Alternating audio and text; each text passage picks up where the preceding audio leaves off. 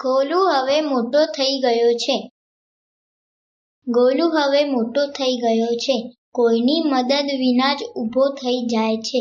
તે સીડી પર પણ ચડી જાય છે અને સીડી પરથી નીચે પણ ઉતરી જાય છે. લપસણી ઉપર ચડીને નીચે લપસવાની તેને ખૂબ મજા આવે છે. એક દિવસ તેણે તેનું રમકડું ટેબલ પર જોયું.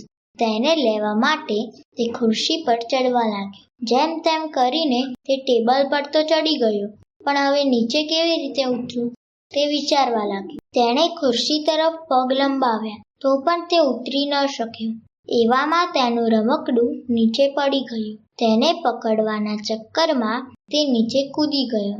રમકડું લઈને તે ઝડપથી ઊભો થઈ ગયો. જુઓ, ગોલુ હવે ખરેખર મોટો થઈ ગયો છે.